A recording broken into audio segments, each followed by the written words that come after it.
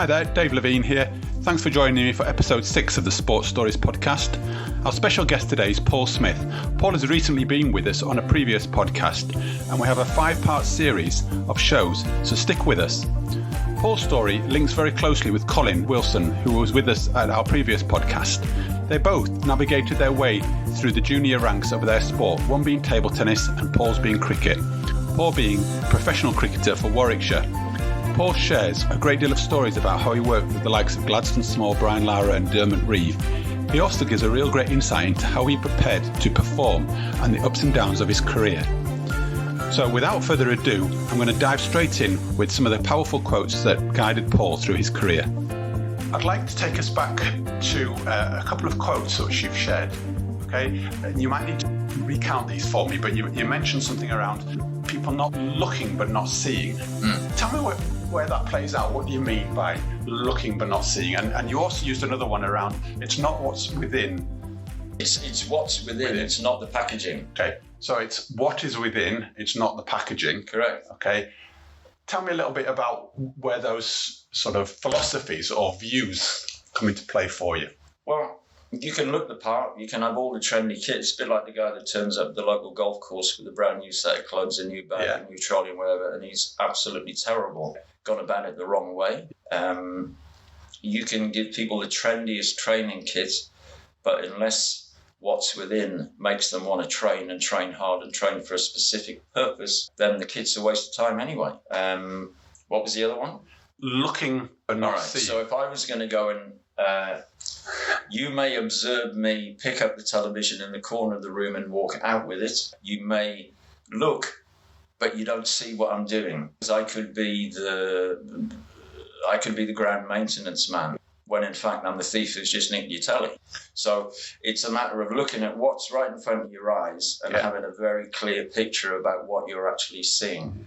And there's something about depth there. How you're looking, you're seeing what's really going on. You're below the surface. Searching. You're constantly searching. I do it to this day. You're constantly searching. It's a matter of whether you're writing, whether you're trying to find a better way to get something across.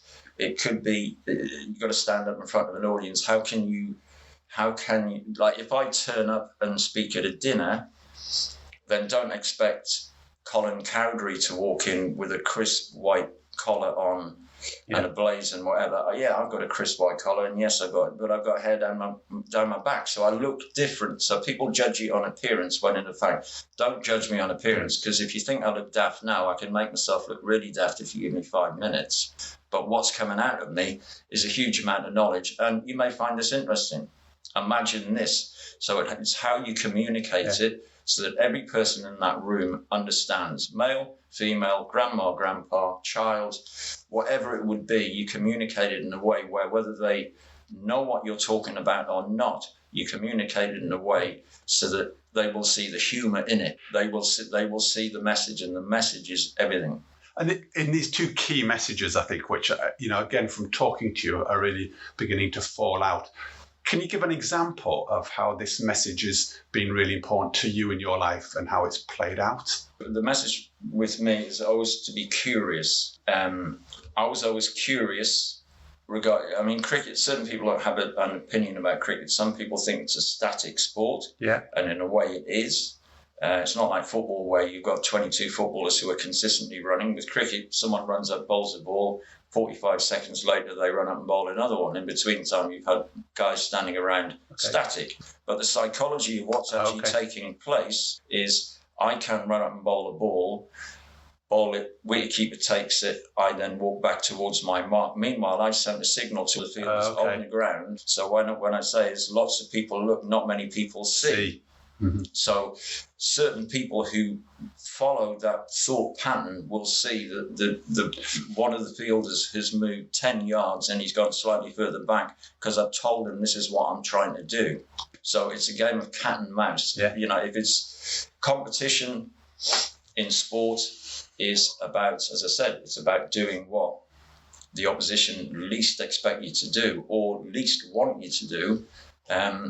But that's like business. It's staying one ahead of the pack. Yeah. But don't tell people your plan. I tell my 27-year-old boy that every day. Right. Don't tell people your plans, because they'll either nick your idea or tell everyone what you're going to be up to. before you know it's not your plan anymore. So it's a pretty basic philosophy which comes down to the art of communication and not fearing. You can't fear failure because in many times in any one day you'll get it wrong. It's a bit like walking into a room and not remembering what you've walked in to do. That's not something that just occurs when you start to get on a bit more. It's because you've either lost focus or something has cropped up like that which you have to react to. But you have to know what the goal is, and there's nothing worse than having a goal without a plan. So you have to know what the plan is. Everyone, if you're in a team sport, I mean, it's a bit different, I suppose, for people like who are tennis players or golfers. That's a solo sport. It's you.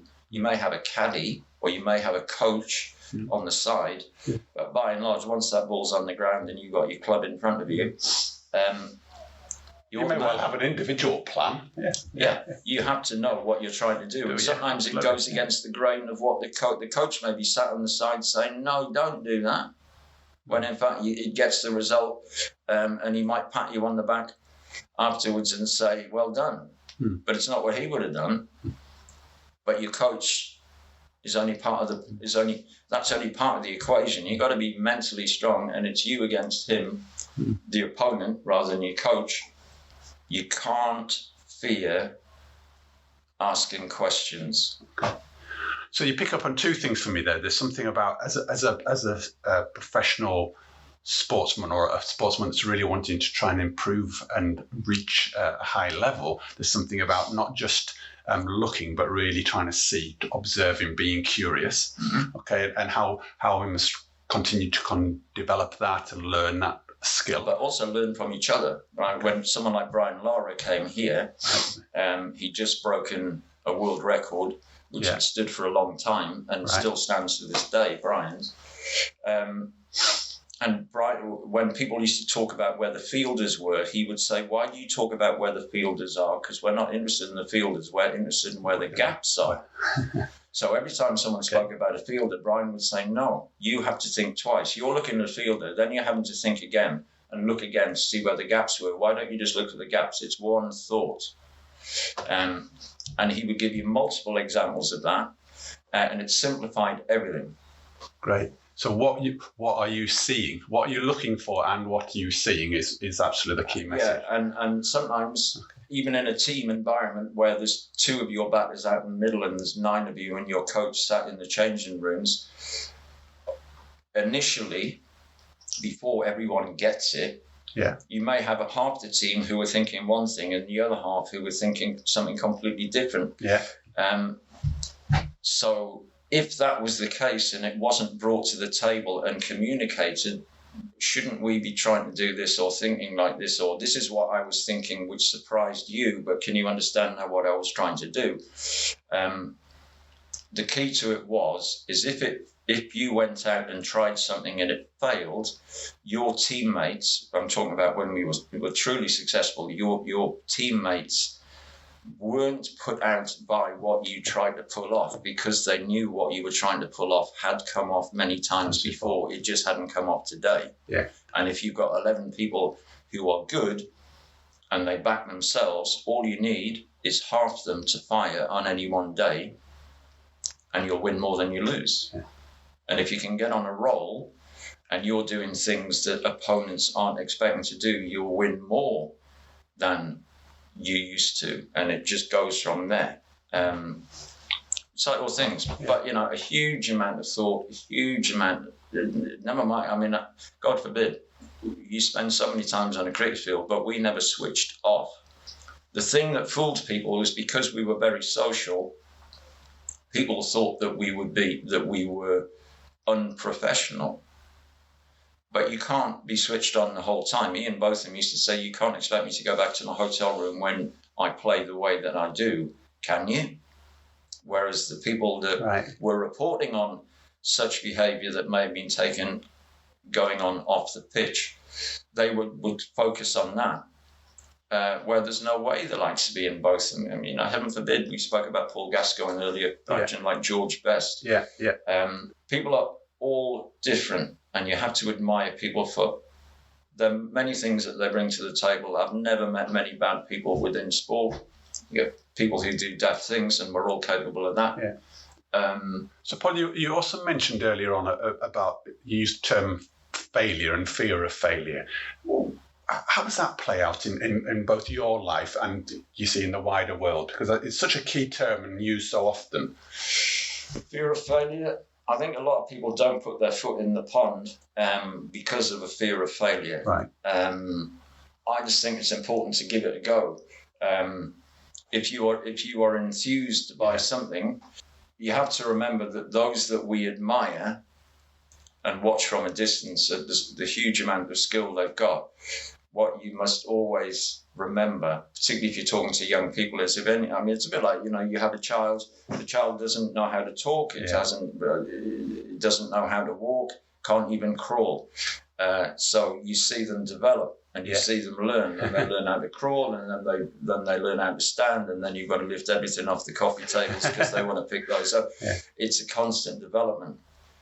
You just have to be enthusiastic and understand that failure is part of that. And any person that I've met who's been successful will tell you about the many times it failed and the amount of hours. People don't understand. They see the glamorous side. They come into the ground, they sit in their seat. There's thousands of people in here. People run out onto the field and entertain and whatever. What people must understand is that the people who they are watching have got it wrong more often than they've got it right, but they've worked out what they do when they do get it right in order to try and break down the times that they get it wrong. You have to persevere. So you have to fail, is kind of what you're saying. You've got to fail in order to know how to win. And if I flip it around, though, in terms of how do you, or do you think other sports people that you've been in the company of use the idea of fear of failure as a motivator and a driver? I don't think it's the failure side. It's just that you don't want the disappointment. You want the result, and you understand. You have to understand you're not going to get the result every time. You may get seen off. You may have an umpire who has a shocker and gives three poor decisions against you, and before you know it, the game's gone. Yeah. Meanwhile, you're out of a competition you thought you could win. Yeah. You can't fear failure. Yeah. You just have to embrace what you're involved in and understand. You can bowl. If you talk about cricket and bowling, you can bowl four balls in exactly the place you want it to do. You can beat the bat. You can then run up and bowl two absolute rank long hops that get hit straight down someone's throat, and you're a hero. Mm. And they're the two balls you didn't want to bowl. Yeah. So if you got it right every time, it would actually become boring after a while. And the nature of life is that we are constantly being challenged because conditions change, people's opinions change, opponents change, even your own mindset changes. What happened yesterday at home may completely crop up in your head whilst you're stood in front of 25,000 people and you wish that what was said at home wasn't said. Well, we're talking here quite a lot about the kind of the psychological or the philosophical side of the game rather than the actual technical or tactical, the bits out there. What's your view on that around, what goes on within the club or the stuff that's going on in the wider family life and society and how that plays out in your mind? There's been a certain amount of people start to talk about this and the importance of it. What's your view? What, the importance of what's going on in your life? Yeah, and how it impacts on performance in sport. Well, I think it does. If it isn't acknowledged, then it's wrong that it's not acknowledged. Yeah. If in more modern times, if the skipper has to turn around to the coach and say, listen, our opening batsman's having a bit of a shocker with his missus at home at the moment, they might not be together unless he has a bit of time at home. Yeah. If the captain doesn't have that conversation with the coach won't know about it. And life goes on because the coach's job is he's there to do a job. Yeah. Whereas maybe a really important part of the cog that his job is actually the opening batsman. And it's not a case that you have to walk in the changing room and blurt out what's going through your mind emotionally. It's a matter of people have to know, is everyone all right? Yeah. Because sometimes we would suggest things to our captain and our coach, can't we have a day off, coach? Because we're knackered. If we were bottom of competitions and knocked out the other ones, then the chances are probably not. Right, yeah. Sometimes the very thing you do need is the coach says, right, we got 3 days off now, and that's not what you expected. And it's like, thank you, Lord. Yeah. Because you can go away, refresh your batteries, do whatever you've got to do, and come back and get stuck into it straight away. So there's so many different pressures. There's peer pressures, there's pressure. There can be a young lad in the second team who's starting to do well, who you start to look over your shoulder thinking maybe they're looking at this kid to take my spot. Who knows what goes through the minds of other people. What were your strategies for managing those pressures? The more pressure, the better. So you thrived on it for you? I wanted to play in the biggest games I possibly could. It didn't matter what my preparation was. They're the games I wanted to play in. So I could have had an absolute shocker the day before, but it didn't faze me because this is why. I mean, it's a bit like, musicians live to be on stage. Sportsmen live to be, the training ground is a place where you learn an awful lot. But in reality, you probably learn more about yourself on the field. Right. And that will come through success or failure. You surprise yourself, you go out and play in innings it's not that you didn't think you were capable of doing it, it's you've done it. And you sit up and make people take notice. And you can take real confidence from that because you've proven a point. I spent an awful lot of my career trying to prove a point to those around me. I don't care what opposition thought of me because I knew that when I got it right. Who were those around you that you were trying to prove a point to, would you say? Maybe it could be a coach. It could be someone who sits on the cricket committee. It could be someone who said something to you where you think you're so far wrong. Right. I'll prove you wrong, kind of stuff. Kind of, but not to the extent where it would really get to you.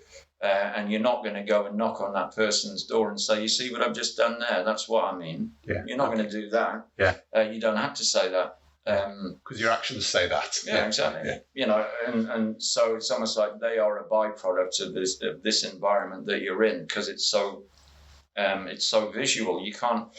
We could. One example in terms of how you react to people's perceptions of you or how they say it to you.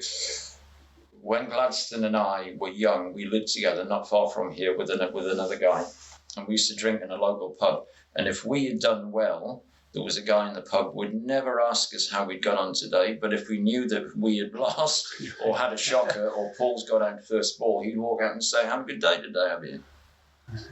And it was quite obvious. What a sad case. Yeah. But that's the difference between sport and everyday life because my mates didn't play cricket, so they could have had a shocker at work, but they were still there at 7 o'clock at night. Yeah. And I wasn't going to ask them if they've had a good day at work because that's their business, and they'll tell me if they've had a shocker. If they've had a real windfall, I'll know because they're buying the beer all night. But your work is in the you can't hide. You can't hide from it. You can't hide. And obviously now it's even worse because everyone's got mobile phones, whereas before it was CFAX, the local paper, or the BBC radio. Yeah. So it's a hard gig playing sport. And when it was at its hardest, can you give us a sense of what would be your reset strategy to if you were having a tough time? How would you get reset and go again? I would reset, clear the mind, and turn up the next day. Okay. And how would you clear your mind? What would you do for you? I would go out and do what I wanted to do that was so far removed from what I got paid to do, so that there's no way I could be focusing on what I was supposed to be. So take you away from the focus was your strategy. I always have to get away from it. Whereas some people feel they need to do more of it. Whereas you felt you need to just get completely away and clear the mind and start again. We are all different. Yeah. And some people might take their cricket bat back to their hotel room and practice their full defensive shot in front of the mirror in the bedroom. Well, you know what? That wasn't for me. Of course, if you're not firing like you can, you're not striking the ball as well as you can, your feet aren't moving as well as they can, and this, that, and the other. Those are things that, if they play on your mind throughout the whole day before or the night before a game or something like that, it's actually going to sap you of energy. Yeah. I would always say get away from it as much as you possibly can. Turn up the next day and do what you got to do. It may be a case of you say to the coach, can you come to the ground half an hour early and throw balls? Mm-hmm. It doesn't matter what you got to do. You just got to get the result. And if you look throughout the 16-year career, you'll see that there were many days where there was no result, but it was all part of a plan. Right. Okay. When it works, and it was devastating, and that was my job. So if there were more people around like me, and I'm not saying everyone should be like me because we're all different, but ultimately it's about the result. Play fair, get the result, and move on. Right. So I'm also just trying to pull out from what you're saying in terms of somebody that might be listening to us here thinking, actually, what's the question or what's the strategy that they might need to use to help them? And there's something about me knowing the plan you're in, knowing what you're there to do, and really understanding what your strategy is to reset for yourself, whether it is to do more of it or to do less of it or to... whatever it is. It may vary. Yeah. It may vary. I mean, sometimes you may have to practice really hard in order to get it back. Other times, coming away from it will give you the advantage. You'll come back more refreshed, even if it's 24 hours. What I do know is that cricket is pretty simple in the sense that if you stand at the end of your mark and you're not fazed about the person you're about to bowl at, and you're not fazed about the fact there's 20,000 people in the ground, and you're not fazed about the fact there's TV cameras and that, you should thrive in those situations because you wanted to be a professional cricketer. So if I was stood at the end of my mark and I wasn't fazed by any of this, I knew I was halfway there because I knew what I wanted to, and what I needed to bowl. And when I batted, when I took guard, or when I was stood at the crease, and we've got to score it, whatever it is per over in order to win this game. When you've got a clear mind, you've got a much better chance. You can't be running around all panicky because A, it saps your energy. B, it's not good for the guy who's at the other end.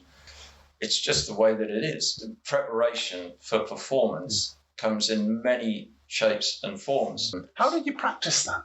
How do you learn that? It's affirmation. Affirmation. Yeah. Okay, so that was the strategy that you used. So Woody taught us affirmation. Yeah. Or spoke to us. What's affirmation then for in your world? So, if I were to say to you, we're looking out there at Edgbaston Cricket Ground tomorrow. There's going to be 20,000 people in here. You and I are one of 11 people who are going to take the field. Yeah. But I've never played here before. This is my debut game for Warwickshire. If I have been prepared for what is about to take place tomorrow, and I've got peace of mind about it, it means I will be less fazed. It's almost like I have been out there, so I'm prepared for this. Some people suffer with stage fright. Plenty of musicians throw it before they go up on stage. Yeah. How people prepare, some people are very talkative before they're just about to go out onto the field. Yeah. Some people like peace and quiet. Some people like this, some people like that. I knew what I needed, and it didn't matter whether the dressing room was really loud or really quiet. As long as in my head I knew what I had to do when I got out there, it didn't really worry me. And in fact, you have to lighten what is a tense environment, which is why you can't be the club comedian, but you can bring humour into the circumstances of which we find ourselves, and we're going to be in this situation for the next 2 hours. So we can't all sit there biting our nails. And it sounds like that really worked for you, particularly. It worked for us. Yeah, for the team. Yeah, we had there was a great camaraderie, despite the amount of disagreements that we would have. And it's only natural if you put a bunch of people in a work environment with lots of pressure on them. Yeah. You will have people who snap. Okay. You will have people who take offence at something that wasn't intended. You just have to have an environment that you're comfortable in, where you know that we're all in this together. And if you've got that environment, you've got much better chance of progressing and getting the result. I think that applies to any walk of life. As long as you know what you want as an outcome, and in cricket it's victory. In general life, it's a matter of how can we get through this? It could be, how can we get through the next 2 weeks because we've paid all the bills, but we've got no money for food. You know, it could be whatever it takes. So if somebody was kind of in their professional environment trying to strive to win their cricket games, you talk there about creating the environment and the importance of that team environment. What 2 or 3 things would you suggest are crucial that they worked at and worked Skill. on? Yeah. Mindset. Okay. Skill. And practice. And if there is skill there through practice, that skill will become sharper. Yeah. Hopefully less predictable to opponents. Yeah. There's no improvement without practice of some sort. Yeah. But some people practice in the nets. Yeah. Whereas people like me would come to the changing rooms, sit down and get their mind right for what's going to happen at 11 o'clock. And it might be 10 o'clock and they may say, well, Paul's still in the changing rooms and we've been here since 9:30. Whereas in fact, I'm actually getting my head right. Yeah. I may have scored 100 the day before. I got 5 wickets or something like that. So it's not as important for Paul to go to the nets. If Paul is having a shocker, then he needs to be in the nets to hopefully regain some confidence because we've got a big game. Yeah. So the skill, the perseverance, the practice, but the mindset is absolutely crucial, because you can practice as much as you want, but if your mindset is not right, you can actually go backwards. And what about the collective in terms of the team? What 2 or 3 things could somebody work on if they were a head coach coming into a dressing room or into a team environment, thinking actually, you've talked a lot for me about actually the collective power and the roles that people play in the environment. What do we need to focus on? How would we work on that? Team harmony. Okay. And what was done to generate the right team harmony, would you say? Well, once you know that you've got people who all want the same things, team harmony can come from socializing together. Okay, yeah. It could be team harmony if you took a look at a place like Warwickshire, because of its connections to the city.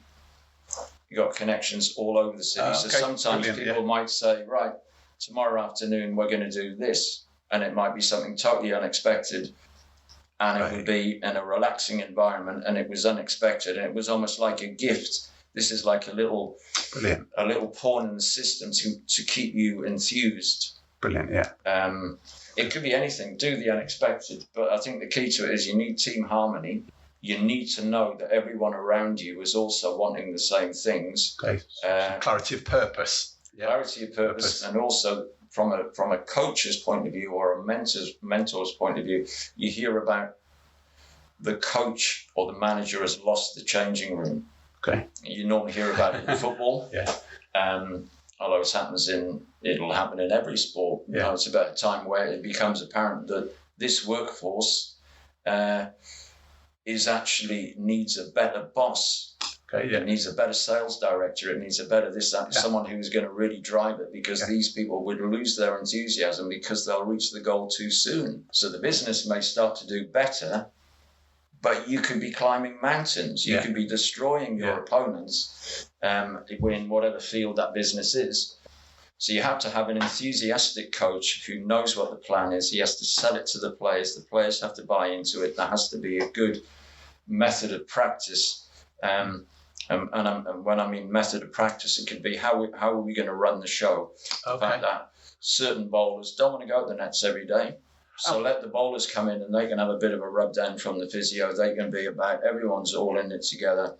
And they may come out and do fielding practice at the end, but they haven't had to bowl. So they go away from that day's practice or whatever it was, preparation for tomorrow. And they actually feel a bit better because they haven't been the donkey who's had to do all the work in the net. It's a matter of looking at people, knowing how to pat them on the back with little rewards, bite-sized rewards, and it could be, right, mate, you just sit down today. We don't want you to do anything. Be lazy if you want. And you use the word team harmony, and I'm playing this out to you in a sense of team harmony. Is it about it all being nice, or is it about what I'm hearing, anyways, more around actually using people for their right strengths, their right contributions, and at the right time?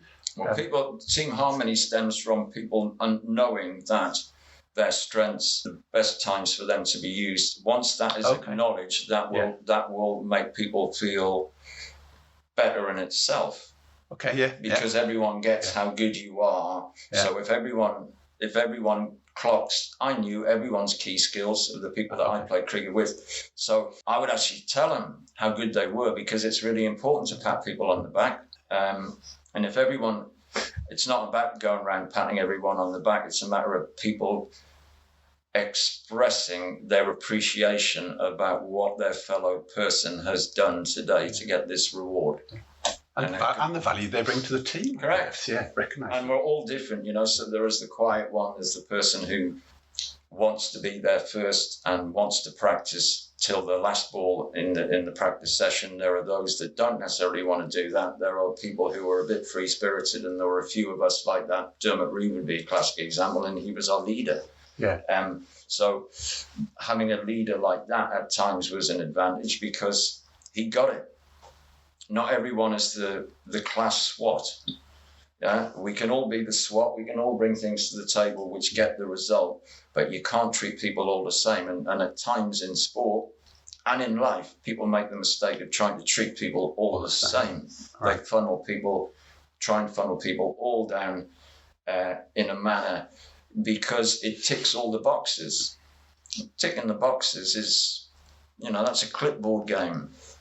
I've never seen anyone win a game of sport through a clipboard. I've seen loads of people communicate really well and take things forward from which good results came.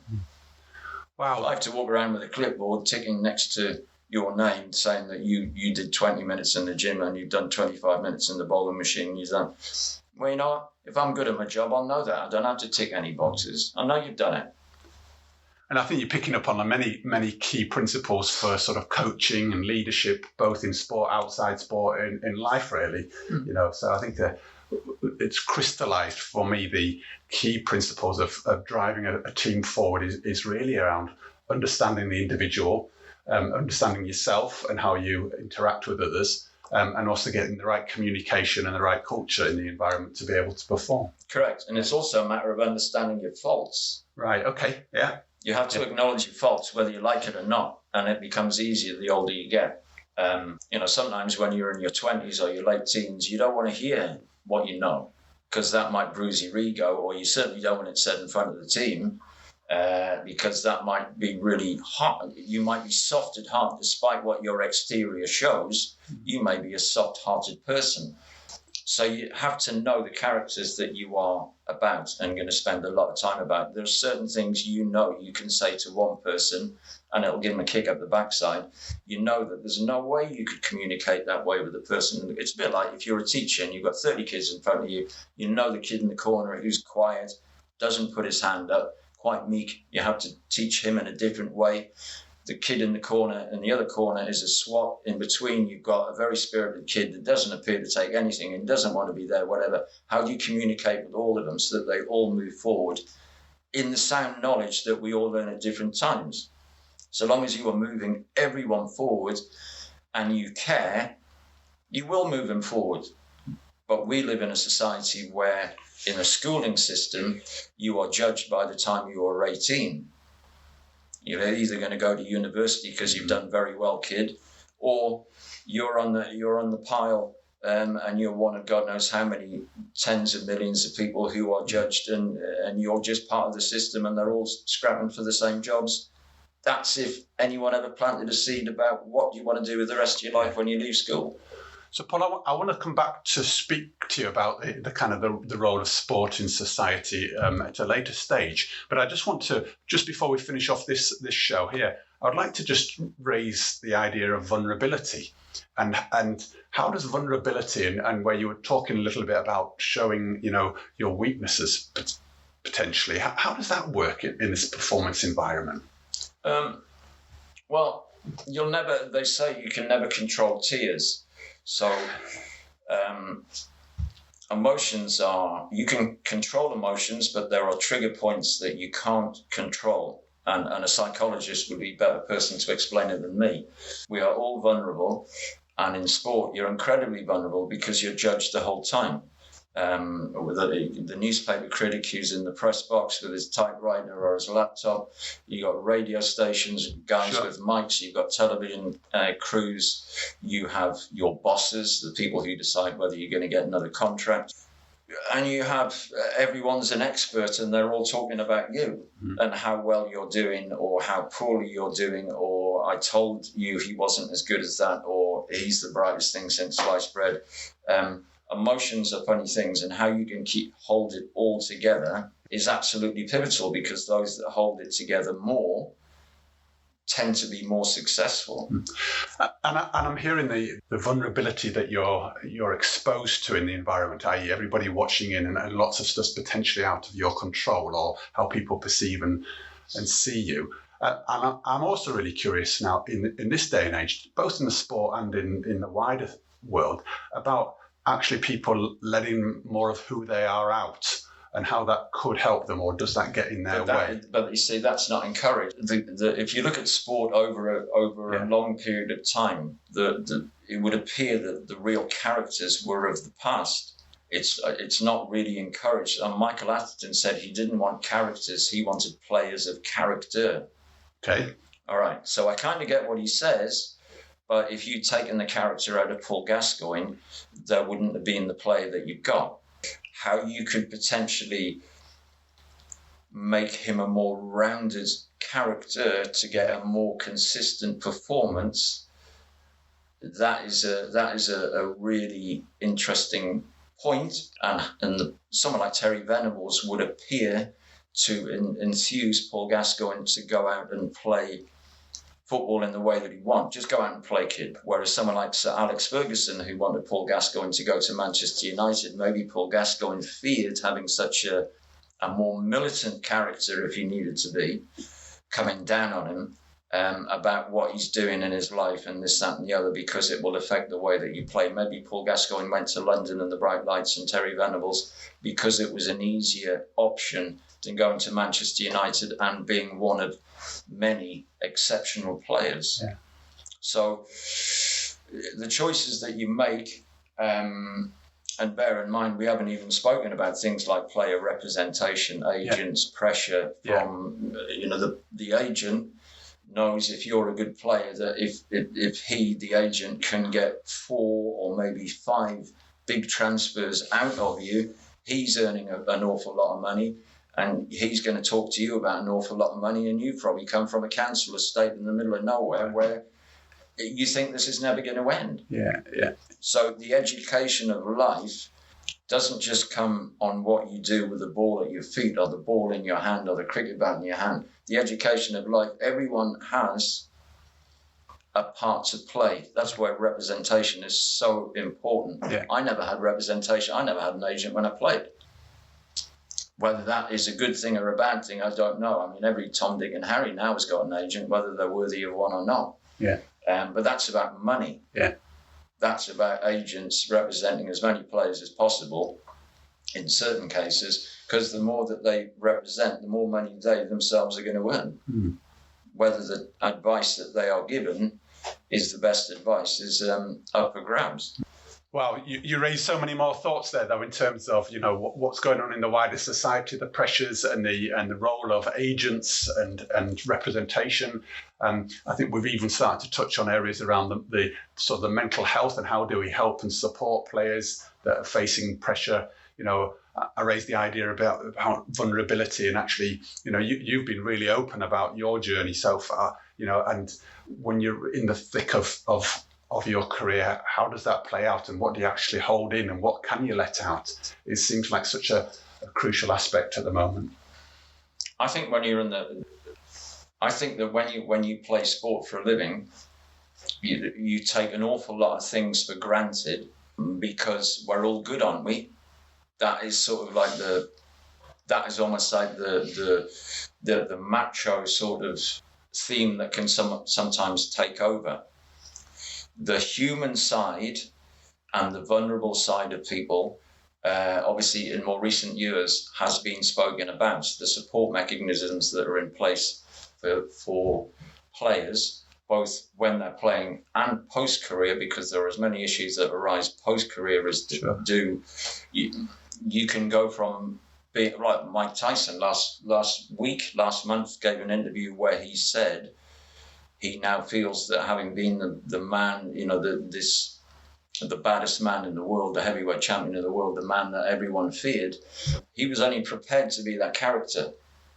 They bigged him up to be that character. They never told him how he could relax, right? Okay. How he could actually become a different person in between fights and not get into trouble, etc., etc. And he says that now, I think it was a bad day because I've seen him do other interviews where he didn't necessarily come from that angle. But I mean, he was in tears saying he's no one now because he's not Mike Tyson, the one you knew.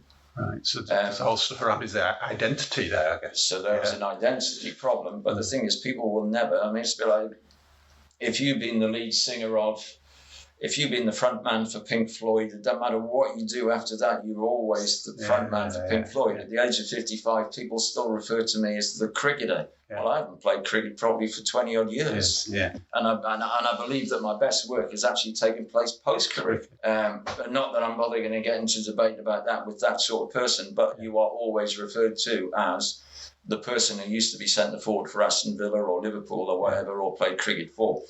That's the naivety of whatever it is. I mean, I don't even look as if I played professional sport, and that kind of works to my advantage.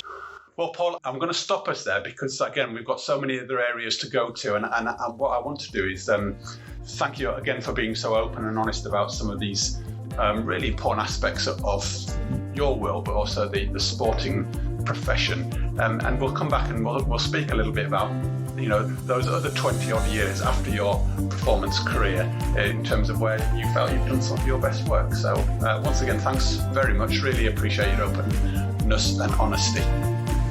So there you have it, the second of 5 discussions we have with Paul. Paul clearly is very passionate about what he does and has a clear view on what helped him to perform at the highest level. There are so many amazing insights within the conversation. For me, clarity of purpose, gotta fail to work out how to win, team harmony, whether or not you need characters or character in the team dressing room to succeed, are all thoughts that came from the conversation. As always, the conversations make me think and reflect, and I'd like to pose the following questions. When aware, is fear of failing or getting it wrong holding you back? Furthermore, what small wins or small rewards will help you continue to move forward, and what do you need to put in place to make this all come to life? I'd love to hear some of your responses, so please get in touch. For more great conversations though, thought-provoking questions, sports insights, please join me next Monday for another episode of the Sports Stories podcast. Please also let me have some feedback or leave a comment regarding the podcast. Would always be delighted to hear. As a way of signing off, thanks for joining me today, and I look forward to you joining me next time.